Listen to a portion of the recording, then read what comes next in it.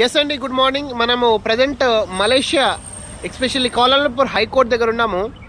ఈ హైకోర్ట్ యాక్చువల్గా టైమింగ్స్ వచ్చేసి మార్నింగ్ 8 to ఈవినింగ్ 7 PM అండి.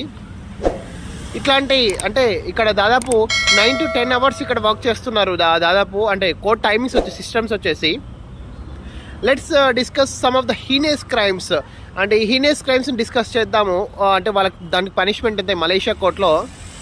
ఈ మలేషియాలో వచ్చేసి దాదాపు ఎవరైనా డ్రగ్స్తో పట్టుబడితే మాత్రం వాళ్ళకు లైఫ్ ఇంప్రిజన్మెంట్తో పాటుగా వాళ్ళని హ్యాంగ్ చేస్తారండి మలేషియాలో. ఆ లాస్ అలా ఉన్నాయి. ఇంకొకటి మర్డర్ చేస్తే మాత్రము వాళ్ళకి కూడా హ్యాంగింగ్ ఉంటుంది. హ్యాంగింగ్ అంటే ఉరి తీయడం మొత్తము. నెక్స్ట్ వచ్చేసి రేప్, ఎవరైతే రేప్ చేస్తారో వాళ్ళకు ఒక 30 years పనిష్మెంట్ ఉంటుంది. ఆ 30 years పనిష్మెంట్ జైల్లో వచ్చేసి ఇంకోటి ఆ 30 years ఇట్ సెల్ఫ్ దానికన్నా చనిపోవడం బెటర్, అంటే ఉరి తీసుకోవడం బెటర్. ఎందుకంటే జైలు శిక్షణ దాదాపు అంతా మెస్సీ ప్లస్ హెల్గా ఉంటుందన్నమాట.